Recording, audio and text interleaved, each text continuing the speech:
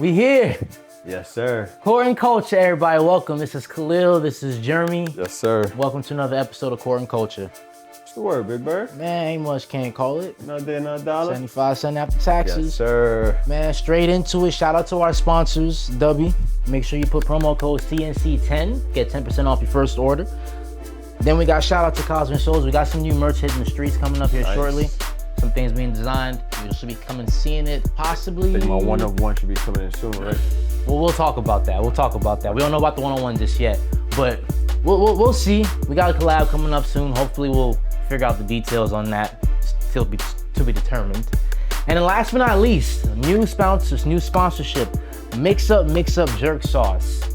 We are gonna be selling some jerk sauce. Online website's not started up just yet, but it's gonna be homemade. About say maybe 80 years in the making. Okay.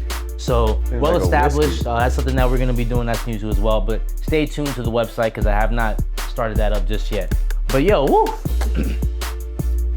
Basketball right now is at a high. Yeah. If you're a Knicks fan, you're not even high. You're lost. You don't know what to do right now because never been there before. We ain't been here before. Yeah. Straight up, we just not been here before. So that's alone crazy. 3-1 in the series right now. Game 1, Game 2, crazy. Game 3, man. Game 3 was a punch. That was a tough one. It was a punch. I don't know if it had anything to do with Donald Trump being there. I don't know if it had anything to do with them being first game back at home. Not too sure, but they did lose that game. And Wemby asserted his dominance. He definitely came out. He came out to play 30 plus points. It just wasn't their night that night, honestly. Mikal Bridges went out early with two fouls. That wasn't anything that they could do.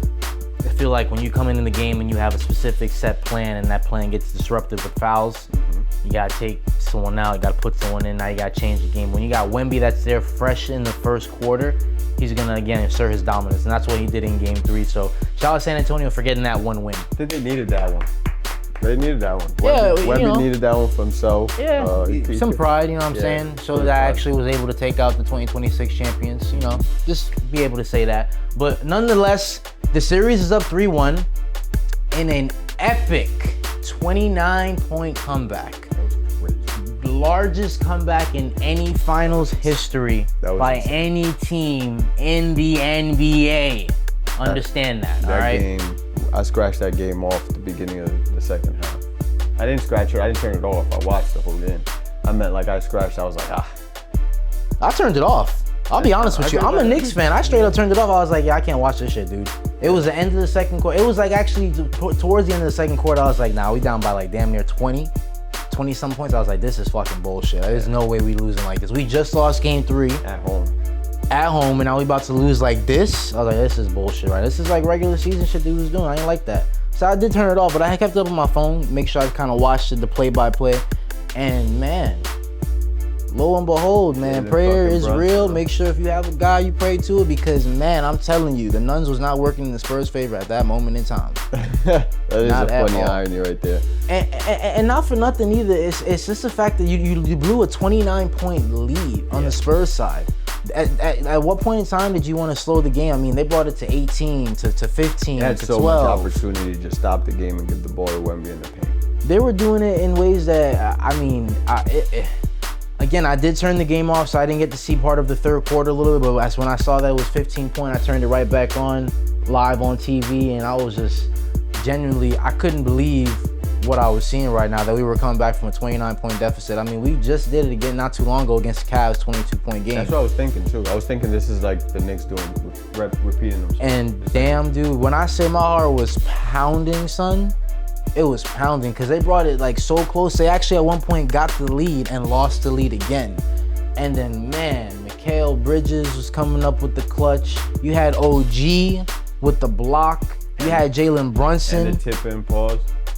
Yo, I mean, OG's got to get a statue. That was crazy. Straight up, he's got to get a statue. He got a meme out. He's got to. He's hands down got to be the Finals MVP. There's a meme. If they win. There's a meme that shows OG, just a picture of OG, and it said, if I sent you this, just know I want to put the tip in. Yeah.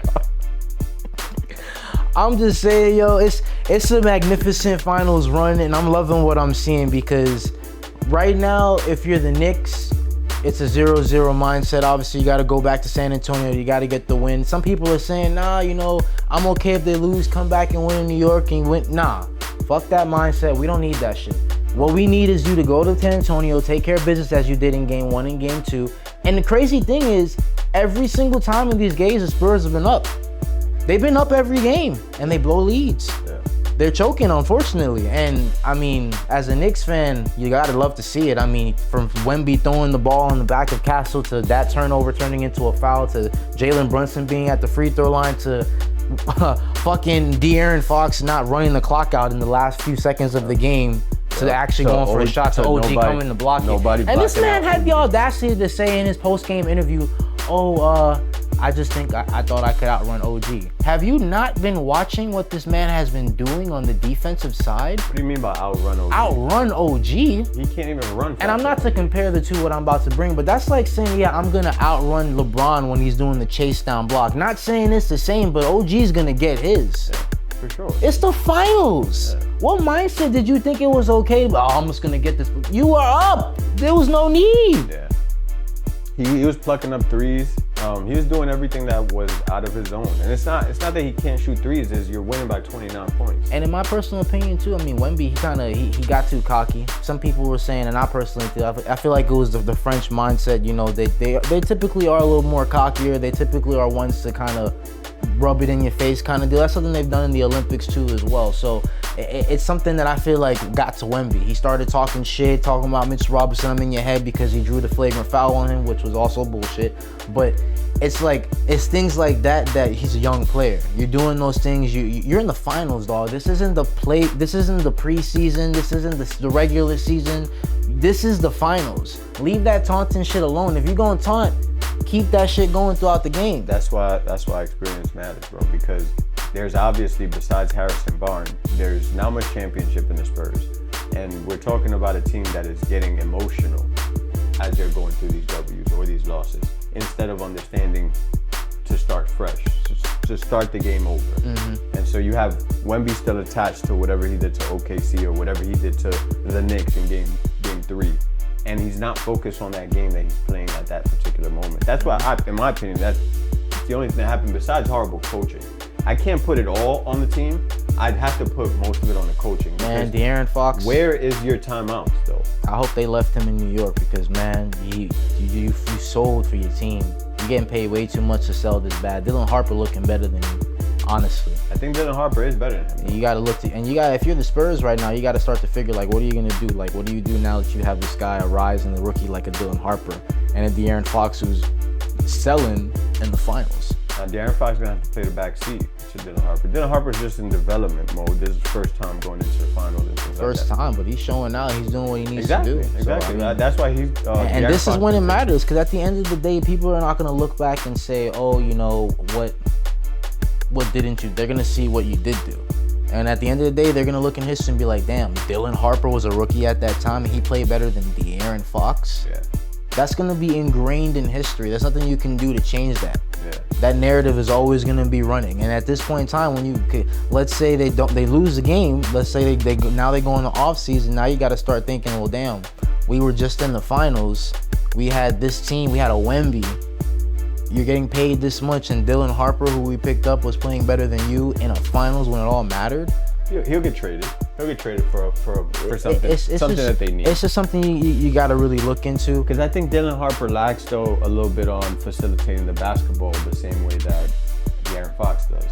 Like, Dylan Harper can turn the ball over a little bit more. He's a little bit more frugal with the ball than you would say De'Aaron Fox is. Yeah, De'Aaron Fox made that mistake, but I go back to the coaching staff. Like, why are we not calling timeout? Yeah, I agree. I was just about to mention that. Yeah, you have timeouts. He's not using. You can't take them with you into the next game, so there's no point in keeping them. No, you can't even take them with you in the next half in the game. So why are you not using them? Why are you not exhausting them? That's just bad play. That's young, experienced coach right there. Mike Brown's been in the position many of times. Not maybe at the head coach mantle, but he's been around a lot of other coachings that put in that position. He's been with Pop. He's been with obviously Steve Kerr. Like he's been in organizations. Sacramento. He was a head coach over there. He did go into playoffs. Like he knows what to do. He's learned from mistakes that maybe he's made in the past, and he's been able to now learn from that and go on. Hall of Fame coach. Hall of Fame yeah, coach. man. I mean, first time coach of the heck of the New York Knicks, and you're already on this 3-1. Like I said, possibly going to be games coming up tonight. It's possibly going to be a game over. Yeah. You're going to get that title right there. Like, I mean, that's solidified right there. That's tough. That right there is a legacy on its own, because you got Jalen Brunson, who people have said in the narrative, he's too small, he's not going to lead the team to the playoffs. They pick up Cat. Myself said, it's not really a good trade. I did say that too. And they've turned this team into, team can't do it, into, damn, why the fuck can't anyone beat this team? Yeah.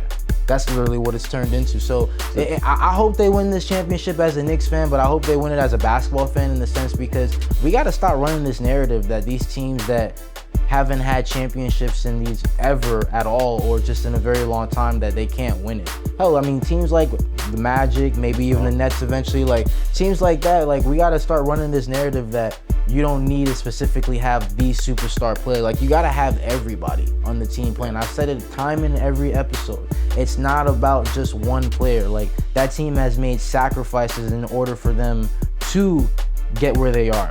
Let's not forget, Jalen Brunson, he doesn't have a big time contract like some of these star players do on these teams.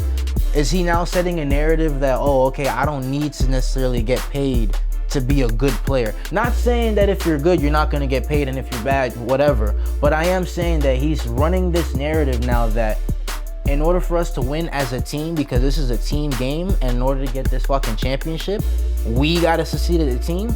I'll take the sacrifice and money so that we can all be together and actually take this money and get players that we need to make this organization be great. Okay, maybe we're not going to get a LeBron James or a Wemby kind of player, or maybe like a John Morant with the skill and athleticism. But what we can do is we can take this money that we're not going to pay to what we say is our franchise player, and build a team around this franchise player that can then generate money from there. I agree. And like you were saying, it's having the capability to understand it's a team sport, and it's not about the number 1 or the number 5 guy, 1 through 5. It's that number 8, the number 9 player. It's how good are they? The 13th player. How good? When can they come in and perform? How confident are they? And not necessarily a next man up mentality, but in the sense that when that next man does go up, what does he do to contribute to that team as well?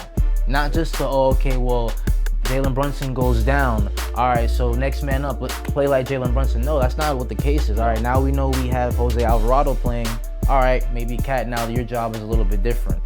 Let's use you. We're going to have Jose Alvarado do this instead of that. You know what I'm saying? Like, that's how teams are playing. That's how teams like the Pacers played last season, why they went so far against the OKC, like I said, Game 7. Obviously, Tyrese Halliburton getting hurt. Anything could have happened. But that's what these teams are running this narrative. This is what I like to see, honestly, is we're seeing teams can win it not just by having their highest paid star player shining out.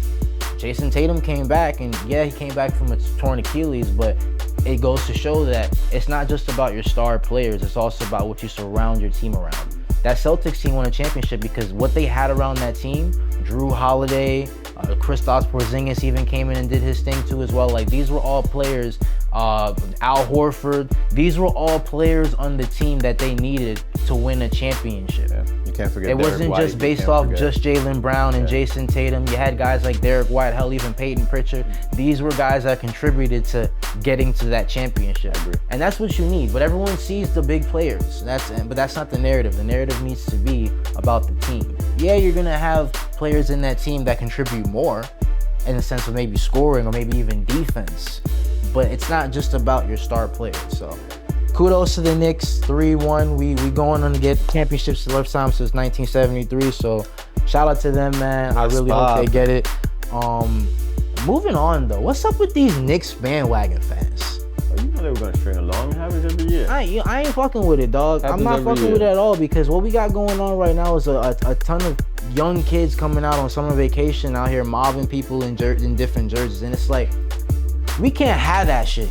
I'm gonna be real with you, like, we really can't have that. Like, as a Knicks fan, I'm talking about a fan that's watched when we had the Jeremy Lin insanity, and not just watch just them when they were up. I'm talking about when we had the 16-win season, the 15-win season, when we were dead last.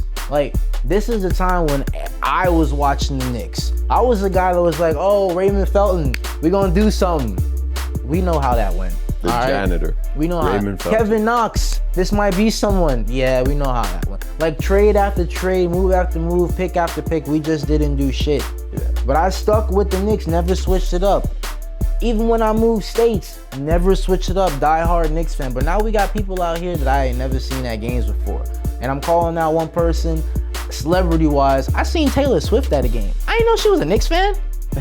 The fuck is that? She's like Mace likes to say, she's part of like the winning university, so she just goes on whoever's winning. I did see a recent interview with Monica McNutt, and I did see apparently that she's been seen in Knicks jerseys at a young age, and she was a fan since Amari Stoudemire days. But it's just funny seeing how people just pop up now and support specific sports when they're winning. I seen something funny, that a video, a guy that was saying like, yo, you know, all these places, these buildings in New York, you see how all these lights, they lighten up for the New York Knicks? Yeah. That just shows that this whole time they had the colors to light up for the New York Knicks. Why is it now when they're winning, they're lighting them up, but they don't do that shit during the season or anything? And it got me thinking, it's like these fans. It's true. It's just like these fans, and that shit, that's what y'all the fans that's toxic. Y'all the ones that are making other people not want us to win. Cause I can't stand seeing how people hate on New York Knicks fans, the actual fans, because a team that hasn't won since 1973 or hasn't really been as relevant like most teams have, like a Lakers or a Celtics or a Miami, for example. But we talking shit about, oh, no, we don't want this team to win. That's crazy. Can you tell the fake Knicks fan? Oh, yeah, absolutely. You notice that? Yeah, absolutely. Are they acting different? Not acting different, but they're rooting for shit that they shouldn't. They see things that they shouldn't be seeing. Like, what I mean by that is like, someone might come up to me and be like, yo, how about OG having a great game? And it's like, are you just saying that because you saw that in the media? Or like, did we forget about like how Karl Anthony Towns was also getting the double-doubles? They didn't see that. Or did we forget that they were down 29 and Jalen Brunson was actually the one that came up and brought them back up there, and OG came in the end with the clutch? Like, it's like small things that you don't see when you just a occasional fan. Yeah. You know what I'm saying? Like, a big thing for me is like, and I might get flamed on this, but like, I feel like going 3 for 3 from the 3. Shit like that. But I feel like this is a big thing with me. You are not a fan of your team if you don't watch them in the regular season. Facts. Period. Facts. I'm not talking about, oh, you just watching the games the regular season when they're matching up against like a powerhouse and you want to see how they do. No, I'm talking about you not watching the games when your team is going up against, sorry to say, a team like the Utah Jazz or like the Portland Trailblazers, for example. Like, you're not watching those games. You're not. What you're doing is you're watching the highlights. What you're doing is you're watching the play-by-plays. Like, you're not watching that shit live from start to finish. That's a real fucking fan right there. I used to get frowned, oh, you watching these Knicks games, why? Because I want to see how my team does.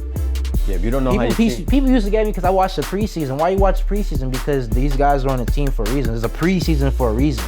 I want to see who they put out there in the preseason that might be someone that's going to help us in the season, in the postseason. Like, I want to see my team. The fuck you mean? If I was in the state, I'd be going to the fucking games. But I'm not there, so I'm doing it at the leisure of my house. These are election fans. Like, these are just fans that come out when the polls are open, type of thing. Like, they just come out because, again, the ones out there beating up these opposing fans too, y'all whack for that shit, honestly. I wish they would. Matter of fact, I might wear another jersey today. I wish a motherfucker would try to. Like, that's as lame as fuck, honestly. Like, that it's honestly just disgusting to see, because it just, as the real Knick fan, seeing like a team like going through all the struggles that we have, and then you turn around, you see like the fake fans out here doing shit like that. It's like it runs another narrative. Yeah, it runs the narrative like, Knicks fans are all definitely like doesn't this. help New York and how they're and don't get it wrong, don't get it twisted. It's rough up there, but it's not a fucking riot. They're making it seem like it's a zoo. Yeah, dead ass. Like people are barricaded making it seem like it's on fucking, the street. It's a public street. What's that movie where they basically lock everything down and crime is all legal and shit. Purge? The Purge. They making it seem like it's the fucking Purge up there. And I've said it myself. I made the joke, send the National Guard, but that's because they out there in plenty. I think the rioting shit, the fighting, nah, I'm not talking about that shit. That shit's wild. Yeah, I think that to a certain extent, the media kind of started this. Like, we know New Yorkers to be more energetic than other rough states. Over the edges, rough around the edges. Yeah, but then the media kind of like, oh, you gotta send the National Guard, you gotta send, New York is about to blow up, it's gonna turn into Gotham City. And we were one of them. It was a joke, more to say, but we don't understand what that does to actual people living there. Yeah, but like I said, it's summertime. It's kids on vacation right now. They finally out here legally in the streets because they don't gotta be content to what they call that shit where you got their curfews. So now they out here acting a fool. They see their team that they probably just support because they live in New York and the Knicks, but like they don't really actually watch the game. So now they like, their team is winning, so they bandwagoning. Yeah. That's just how it is, man. But it's whack. Yo, moving on from the Knicks, shout out to them. Hope they get the dub. I seen something crazy and interesting the other day. Trae Young came out and mentioned that he said that he feels that the Wizards are the most slept on team right now. The fuck out of here with that bullshit. Sorry to curse. We're 5 minutes in, right? Yeah, we're good. Get the fuck out of here with that bullshit. Yeah, I'm with you on that one because Detroit Pistons slept on what? Detroit Pistons was the only unicorn I've ever seen in the NBA like that. You're not gonna come back next season from the worst season you ever had until you look. I'll give it to them if they happen to pull off and get AJ DeBonsta and they happen to be on the team. Who? Yeah, don't. Like I said, he's a rookie. He hasn't even gotten to the league yet. But if they happen to get, let's talk in theory here, all right? Because that's what we do here. We talk in theory when we talking about the Wizards doing something. So we're gonna talk theory. Let's say they happen to get an AJ DeBonsta, assuming that somehow the Wizards don't end up trading it back to the Jazz because he wants to play there anyways. Let's say he ends up going to the Wizards. He plays with Anthony Davis and he plays with what's Buddy's name is Alex Sarr. There we go. And he plays with Alex Sarr and they got Trae Young. Yeah, you got size. They gotta stretch aside. Everyone there is at least minimum, besides Trae Young, is at least minimum 6'8". So they got height. I'll give them that. But we know Anthony Davis. Correct. All right. We know the glass man. Correct. We understand him. All right. Alex Sarr, he's gonna need someone that's gonna mentor him. Glass man can't mentor someone. Nope. I'm just be honest with you. There's a reason why the Lakers said, yeah, nah, we're gonna let you go to Dallas. And since then, now he's on the Wizards. What happened to him in Dallas? He was supposed to be the big thing in Dallas, right? Help out, who's the guy? Cooper Flag, right? Well, what happened?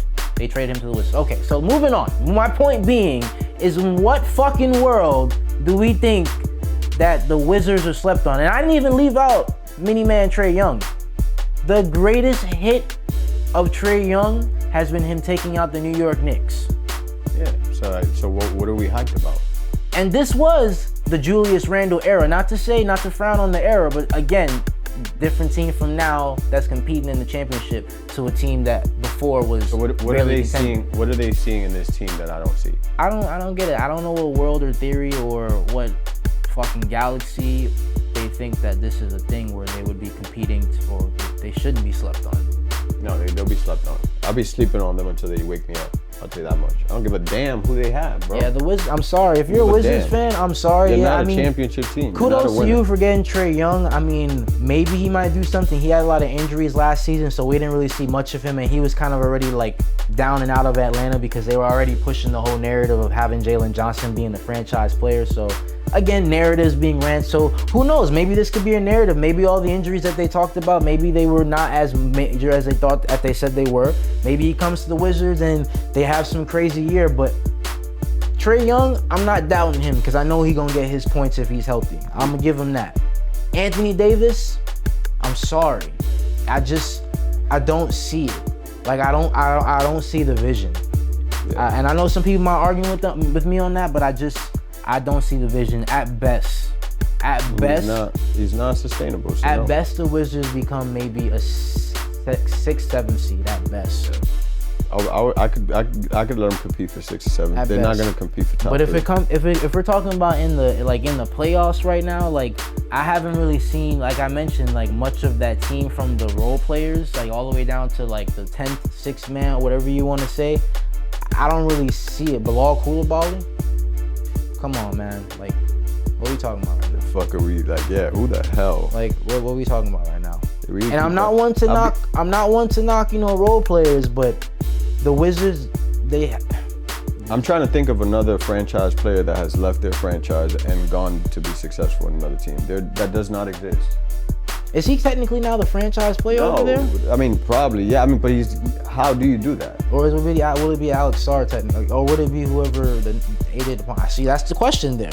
Yeah, but because he's not gonna be what he was in Atlanta. Like who is the go-to person now when it comes to that's their team?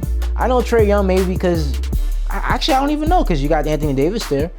Like, not gonna be showing up, so yeah. I don't think he'll be the franchise player now, but No. they probably favor Trae over that. But again, like I gotta see. You know what? I'm gonna see how the start of the season go. First 10 games next season. See how that plays out. But I'll be damned if the first couple games I hear that Anthony Davis is hurt. I'm telling you right now, it ain't gonna work. Ain't gonna happen. They might trade him before anything. Before in the offseason, they might trade him. He might not put on a Wizards jersey. The only time you're gonna see that man in a Wizards jersey is when they doing photography. Yeah, that boy's like a European fucking photographs. car. That's it. That boy break down every couple miles. Yeah, I don't know, but moving on though, man. Wizards, sorry, we sleeping on you. I seen Giannis in trade rumors again. You know, his family, his mother, auntie, the whole team gotta come. We know how it goes, the whole package. But the two teams that I haven't seen that's been showing up, Miami Heat and the Boston Celtics. Now, before we decide which one you think would be better, the question I gotta ask you. Right now, if they do the trade, Giannis will be traded for Tyler Hero, Jaime Jaquez, Khalil Ware, Nikola Jovic, 2026 first-round pick, a 2029 and a 2031 unprotected first-round pick, and multiple pick swaps for 27, 30, and 32 for Giannis.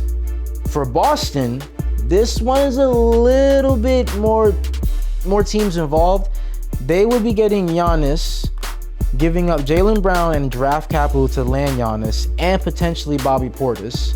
Portland would send Scoot Henderson, Shaedon Sharpe, Jeremy Grant, a number 27 pick, and return future draft picks to land Jaylen Brown.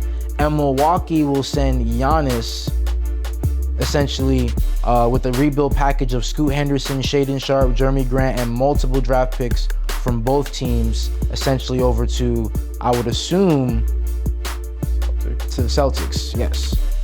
So essentially, you would see Jaylen Brown.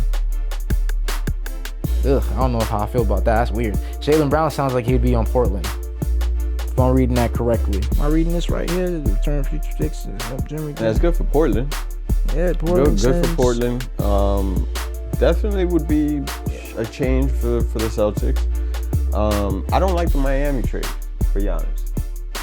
Miami's already struggling when it comes to debt. Yeah. So you're gonna give up all your debt, or some of your role players, to add Giannis and struggle again with debt.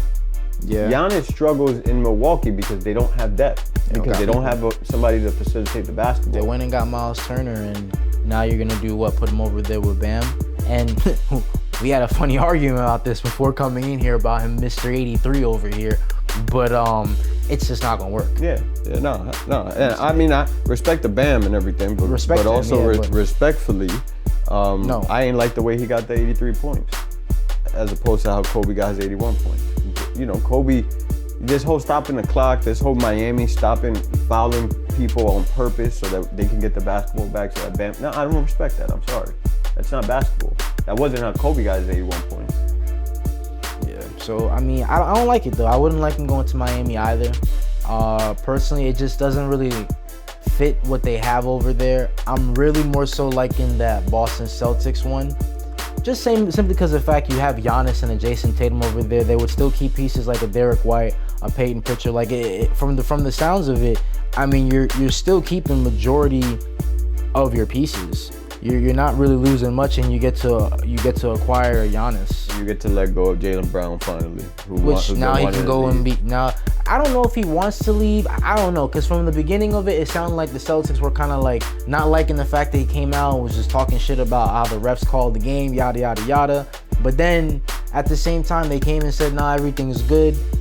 But we saw what Jaylen Brown was able to do when it was realistically, he was the guy. Right. He was able to have career highs. Right. So who's to say what he's able to do on another team? But this is the problem. This is what people miss, the common misconception.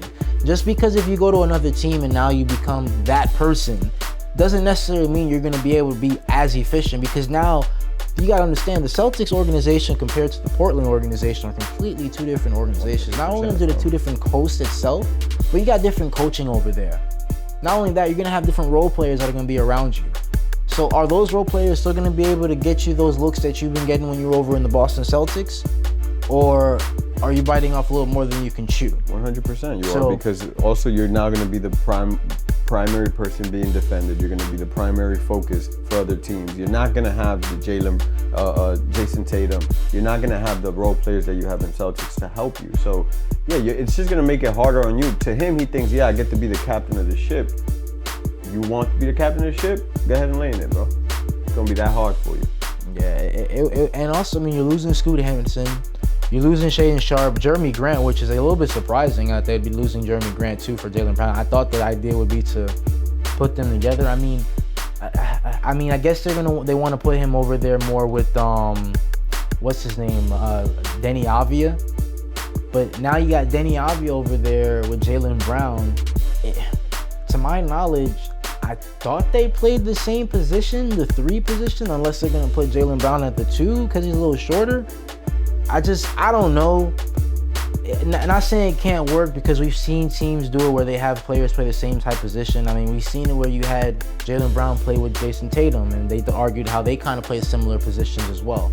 We see it with when it comes to the New York Knicks. They got Mikal Bridges out there with OG Anunoby. Technically, they play the same position as well, and if you want to throw in Josh Hart as well. So we've seen it work. It does work. I just don't know if it'll work for this Portland team. So again, I'm going more so the West, with the competitive West, with the young West. Yeah. No, it's not going to I mean, work. they made the playoffs. It's not. Yeah, but that is worth nothing when you have the top 4 teams. Yeah. Absolutely worth. I mean, we've seen it. It's worth nothing. You got OKC, the Spurs, you got Dallas, you got the Lakers, which obviously are going to lose LeBron. But yeah, it's one of those things where it does not matter where you land in that bottom seed of the West. True. But that is all we got for the court segment. Moving on to the culture segment, ladies and gentlemen, we got some new shows out right now. I don't know if you've seen. Recently on Netflix, I got this new show called Nemesis. It's actually made by and produced by Courtney Kemp, the same producer of Power TV show, the one with 50 Cent as well. Okay. That's in it. It's actually pretty interesting. I'm not gonna lie to you. I don't know if y'all been watching or anything like that, but basically, long story short, LA detective. He has an arch nemesis, essentially this guy who is not necessarily a drug dealer, but he pulls off heists with a team of people. And what they do essentially is they steal diamonds, money, drugs, all kinds of things. Nice. And he's basically an LA detective that's been hunting this crew for years, because earlier when they were in their thieving days, before they became big time players in the game, they killed his partner. Essentially. So essentially he's basically trying to look to figure out who this crew is, and people are telling him this crew doesn't even exist, like this is not even them, like they're trying to have this detective think he's crazy and shit, and he's like, nah, I know it's them. Long story short, it's a pretty good show. If you haven't watched it, I ain't gonna tell you everything about it. If you haven't, oh well. If it ain't your cup of tea, skip it, we don't care. But I bring up TV shows because, you know, it's nice to see something like new out there. But I bring it up because, recently we got a lot of remakes.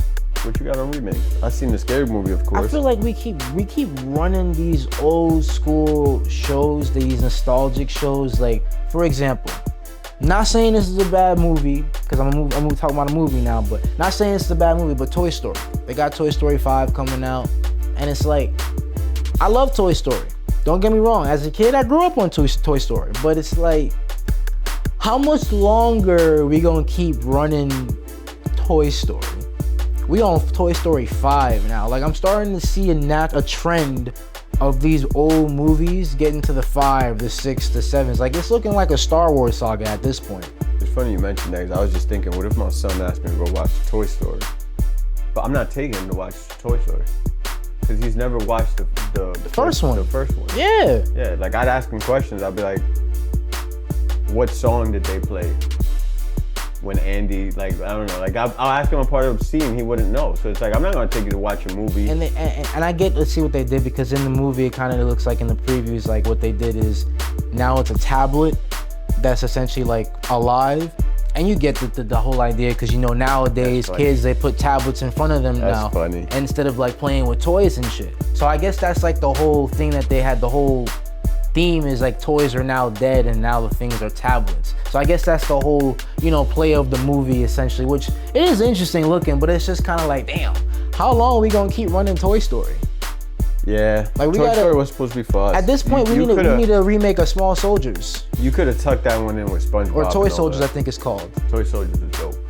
Toy Soldiers is fucking dope. Actually, it might have been Small Soldiers, one of the two. If you know what I'm talking about, it's the little action figures that they fuck shit up too. Bro, one of them got stuck in the dishwasher thing, was spinning, and he lived too. You remember that?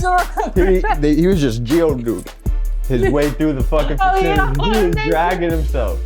I fucking love that. That was like what, 90s, but probably even that was late 2000s. Early 2000s? I mean, maybe it sure? came out in the 90s, but I watched it early 2000s. Toy Soldiers, Small Soldiers. I don't remember the name of the movie from top of my head, but it's something Soldiers. You know what? Small Toy Soldiers. Fact. Hashtag that shit. But yo, look it up. If you haven't seen that movie, yo, if you're a 90s baby, you know what the fuck we talking about. We ain't crazy. That's a good movie. Remake some shit like that. Yeah, that was dope. We gotta stop this whole Toy Story keep 1, 2, 3, 5 shit. Like we gotta dead that. I'm sorry. We keep it in the past. Bring up something, maybe do the more live action shit. We're into live action shit now. Yeah. I mean, they do live action Avatar now in One Piece. Yeah. Fucking do live action Toy Story. Yeah, I agree. I agree. That was a good one.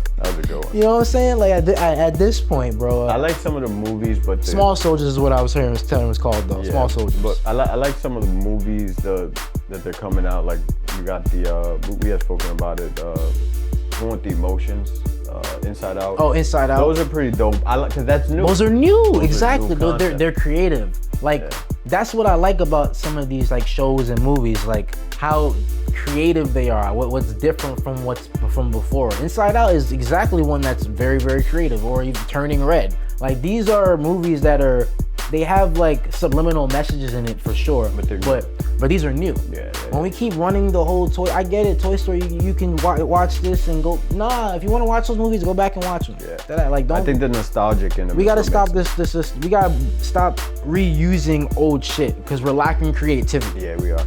We're really lacking creativity right now. Yeah. I mean, not shitting on movies that have like the 5s, the 6s, and the 7s and anything, but like we gotta start making more creative things. We can't keep letting these movies like go on for so long and keep running the same era. It's like Fast and Furious, for example. Do we really need to see 10 of these movies? No, not really. And I actually watched them, but like, is it necessary to see 10 movies about street racing? It's not even about street racing anymore, because these niggas ended up in space at one point, which is fucking insane. But like, where is the creativity at? That's the problem. Is after you think about all you can do here, you're like, well, put them in space. Let them do the same shit in space. It's like, all right, bro, come on. If you're gonna do that, what you need to do, if you're gonna stretch movies out for that long, then you need to have like slow build-ups and like big things that happen in the movie, and then slow build up to the next thing. Because you're giving just ongoing action throughout the whole movie, which I get, that's the whole idea. But you're giving all action throughout the whole entire movie, and then the next movie comes up and you're just like, wait. So wait, now they were robbing banks in Rio, and now they're with the cops jumping out of planes. Oh, you like, talking about you talking about that bank robbery movie where they. That was Fast and Furious. That was, but that, okay, I see it. There was a Netflix movie that did the same idea, and they kept going with the sequels like that. I wouldn't be surprised, man. But like, we gotta get more creative, man. Like I do like what they're doing right now. They're making a He-Man movie, so that's cool, because that was a cartoon I grew up watching. So I'm down to watch the real life movie. That's something that's cool. Don't run that bitch to like 4, 5, 6. Yeah, there's no need. You know what I'm saying? Drag that bitch. Don't drag that shit. Another one we got that came out, Scary Movie. I don't know what it's called. I think it's actually just called Scary Movie, but I think it's like 6, if I'm not mistaken. Yeah. I get it for nostalgia reasons why we brought it, because good old not stand up, but good old comedy from back in the day. But did we really need another scary movie? I haven't watched it yet, so I won't say anything just yet. I haven't watched it yet either. I'll fuck around and watch it and really like it. I probably will too. I probably will too. Cause again, I watched all those movies I mentioned, Fast and Furious. I watched them, but like, did we really need them? So I gotta see the movie. I want to know if it's like really, really funny when it comes out. It's this month, ain't it? It came out. It's out. So we gotta watch that movie. Might have to do like a reaction video on that shit, maybe some shit like that. But I'm excited. I want to see what that will look like. But what I'm not excited about is these reruns that we keep doing. Like we gotta learn to cut off like the nostalgia at some point and just make something that's new creative. We got a new era of kids coming out.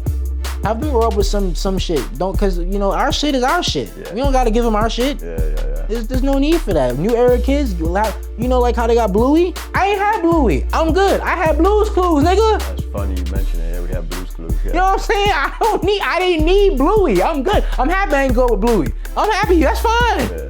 I had Blue's Clues. I had fucking Barney, bitch. Some baby shark shit. I had Teletubbies. We don't need remakes of those. All right? Let that just stay where it was. It don't need to be re-brought up. Is crazy. You know what I'm saying? If we want to bring nostalgia shit back, bring your kids outside. Yeah, facts. You know what I'm saying? Bring back I want to see more bicycles on the fucking road, not you taking your car to go down the street. Hey, we got enough bicycles, okay? I want to see more bicycles. Keep your kids on the damn sidewalk, bro. I'm just saying, if you want to bring nostalgia, then go outside and fucking play games that you don't even know the name of, but you know you played that shit. Y'all know the games I'm talking about. Y'all play growing up. Some good ass games growing up. Some good ass games growing up, man. Yeah, you're right. You're 100% right. These kids got to see the streets more, man. They got to get scraped a little bit. You know what I'm saying? Like that's some rollerblades with no elbow pads. You know what I'm saying? Like that. We used to go outside and just make shit up. Bro, I see people wearing helmets now. Helmets? I ain't never wore a helmet growing up. You fall down, you scrape, all you good. Just you wipe it off and you good. You know how many times I had to crawl to my house because I fell? I got told a lot to put my helmet on. I ain't really listening because I was just like, that's mad work. You ever fell so hard that you ran out of air? Man, I one of them motherfuckers. You do that? Yeah. You can't even cry. That's the childhood these kids need nowadays, bro. That ass though, for real, because I feel like everyone just staying indoors in the AC. Man, I was outside and I didn't care about how hot it was because I was so busy outside just doing shit with friends. Yeah. That was the shit I wanted to do. Now it's like, yeah, you do this shit with friends online. Sweat, you open the pump, get in the pump, now you drenched in water. This shit was crazy going on. The shit that you used to do, I mean, I was a hooligan too, climbing over a neighbor's fence and shit when the ball went over, just trying to get shit. You can't do that now. Yeah, you can't do that shit now. Obviously, times you do that shit now, especially if you're in Florida, your ass getting shot. So definitely can't do things like Some that. of these but kids look like adults we want to talk about bringing back nostalgia movies and shit. Bring back nostalgic activities. Right. You know what I'm saying? Like I seen something on Instagram the other day. Remember when you used to do? I don't know if you did or not, but I remember when I was in PE because this is when I was in Florida at the time. Because I remember doing this. No, we did this in New York too. You used to have dodgeball. Yeah. You had games like there was this one room, coach's room, and it had all the games and shit in there, like the hula hoops, the big ass ball, the dodgeball. You had these little roller coat things you used to sit on and like roll around and shit. Like, where's that shit at? A lot of those games, bro. Honestly, I thought my coaches made them up. Dodgeball was one, of course, traditional. There's some games we played where I never seen them ever play out in real life. You ain't grow up if you ain't get hit by a dodgeball. Yeah. I'm telling you, because when with that rubber to skin contact, yes, skin, because your clothes didn't do shit. And also, you wasn't raised in New York if you didn't get hit by a parked car. You don't know what I'm talking about? You ever been playing around, they throw the ball, and you just run into that parked car. Oh, shit.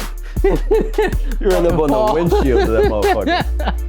Oh man. Yo, I remember we had this one game in New York. I think it was, honestly, I don't know if it was called handball or one. Yeah, handball, right? You hit it against the Chinese with that blue ball, right? Chinese handball, yeah, fact. Yeah, that shit. You hit it. It had to bounce on the ground, hit the wall. Didn't you at one point have to like hit people with it if they didn't go back to the wall and touch it? Oh, it is funny. Wasn't that another game? I don't know if that was the same game. It wasn't Chinese handball, but there's a certain handball game that like you had to run back to the wall or you were and touch because you was gonna get beamed. You know what's crazy is I do remember that one. Bro, damn, I used to get that a lot.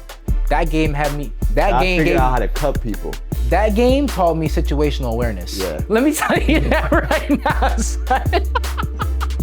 That's how I used to work on. I used to work on my 0 to 60 right there. You know what I'm saying? Cause if I didn't I know my ass was shit. I was hauling ass. Yeah, and if anybody knows anything about physics, that ball hurts at high velocity. Oh, what? Cause people weren't trying to. That shit turns into a pebble. They were like pitching that. Bing! Yeah, catch your ass right in the fucking side. That shit was not Leave no a welt right there. Yeah. Man, let me tell you, that it sounds dangerous now, but yo, that was fucking How about a paintball? kid You growing ever up. got hit with paintball, frozen paintballs and stuff? Frozen paintball is absurd. No. Oh, okay. I'm fighting somebody. Oh, I guess that was when our child. I heard of it. Yeah. And you were the kids my mom warned me of. Yo, we talked a little bit earlier about we kind of got ahead of ourselves about games we played like growing up in our neighborhood. I think we already mentioned the handball, so kind of leave that one alone. And no one apparently shot. But yo, something that went left. What about that haha interview? That was crazy. Dog. That was crazy. That boy done sacrificed his wife. I've never seen nothing like it, bro. If y'all know what we talking about, I'm talking about the interview over there with Shannon Sharp on Club Shay Shay. I think it was on, or was it after hours? Okay, Club Shay Shay. And he was interviewing HaHa Davis. If you don't know, he played Michigan football. He also ended up becoming a comedian as well. And I think, did he do movies as well? He do skits. Nah, he hasn't came out in any movies that I know of. All right. So point blank period, he came on the interview and they had got into a conversation about how him and his wife were swingers. Yeah, he volunteered that information. Yeah. They ain't asking. And it got real, depending on how you take it, it got uncomfortable, but little, you know, Shay Shay, he keep digging. I wasn't expecting that from a brother. I wasn't expecting that to come from our color culture. Honestly, it's starting to kind of worry me a little bit. Now I kind of wonder, like, how many of them are out there? Yeah. Because it's starting to become a trend now, dog. It's like, it's not cool. Hey, he's up in the ranks. And look, whatever you do, like, I don't know what people people now get so offended when people say things are private. Like, yo, keep your shit private. Facts. That's fine. Facts. You are entitled to your privacy. That is perfectly fine, especially when it comes to your love life. With your wife, like, you can keep that shit. I don't need to know what y'all want to do on Mondays and Wednesdays with each other. Y'all can keep that shit to yourselves. I don't want to partake. I don't want to watch. I'm good. Like, I'm on my own thing. You do y'all thing. You can loan your car out if you want, bro. But you can never loan your wife out. Like, I don't know where in this world. I have problems with girls that I date that have a past. You mean to tell me you're gonna do it while I'm around? As a guy, like, we don't really want to know who you've been with. Nah, though. That thing. You know what I'm saying? Like, it's just, I don't want to know nothing. I don't want to know. Like, don't tell me, oh yeah, this one guy that's my friend now. I used to. No, I'm good. No. I'm good. No. like, now we can just. That was some bullshit. We can cut that shit off. I'm actually. Oh, pretty why? upset. That's the thing of the. No, it's not the thing of the. Because now I know if that's your friend and I'm around you, and he at the end of the day he gonna be looking like, yeah, I fucked your bitch. I don't need that shit. Fuck no. And I'm you good. famous, and you famous. So it's not even when he sees you. It's when he sees you on TV, when he sees you online. I mean, you can't post a video. I think she had made comments too. You were saying that she was talking about how it was like an amazing experience. Oh or yeah, some yeah. shit No, like so he caught her talking to her friend, and it was just one comment that she said, "Girl, I had a blast last night. Man, I over my dead body, bro. Do you think you're gonna be able to express yourself like that, whether I'm in the house or not?" Hell no. That is insane. And this is why you keep your shit private. You know, so whatever you want to do in your private time, that's cool, whatever. But My mom had a very good saying. Let me tell you this, myself, there ain't no sharing. My mom had a very good saying. She used to say, "Don't do anything in the dark that you wouldn't like to see in the light, my boy." That's. So even if you like whatever you like, bro, it's just check yourself, dog. You like toes, you like lusting, you like whatever it is you like to do, check yourself. There's a polarity on that spectrum that there's a balance you need to have. You can't just be all the way fuckboy shit with a foot in your mouth. Like, what the fuck are you doing? In his particular case, this girl had somebody else's fucking wood in her mouth. Bro, he was talking about the guy had her on a leash. Like, the way this man explained it, I can see it in your face, bro. You're just upset and disappointed in the young brother. Man, shout out to HaHa Davis. What's up with these men, man? Why everybody trying to be like I ain't saying so excuse me or nothing, but why everybody trying to be like a P. Diddy? Or is that what we saying that like some of these black men out here doing? And yes, I can say black men because I think it's a small amount, and they just Like, stand I out. could understand because don't get me wrong, and I ain't putting nobody's business out there, but I know people that can be freaky, and I mean freaky with their woman and only their woman. And there's an extent to that. You know what I'm saying? I get that. There's an extent to that. But when you start adding like other people, not just a one person, but other people into it, and then you start switching around. I'm a solo kind of guy. Now you watching your wife do this, and that's the other thing that gets me too. Your wife. I mean, it wouldn't even matter if you was my girl or someone if you was of interest to me, and I found something. All right, cool, good. Yeah, you can't even be a friend of mine. You can't even be a female friend of mine talking like that. Yeah, you can't. Not around me. I'm gonna look at you differently. Yeah, because at that point I'm like, oh, okay, well then you with someone else type shit, or you got something else going on. I get it. Everybody needs to satisfy their needs. And if you are gonna do that, don't tell me you're doing it. I'm good. To a certain extent. Don't fucking blow it out the water, bro, and like recreate the wheel, dog. You don't need to take it that far. So, yeah, that leash shit kind of is wild. Yeah, let's leave that swinging shit for the 90s and the 80s and the 70s or whatever. What was that, the 60s, I think? I don't know maybe? when the fuck that shit came out. Let's We can leave it there. Like I mentioned earlier, the nostalgic shit, leave that shit there, man. Leave that shit in the past. Start some new shit. Some not weird shit, but just something else. That is a fact. But other than that, ladies and gentlemen, that is it. We appreciate y'all here being with this episode. Again, Jeremy, Khalil. Peace.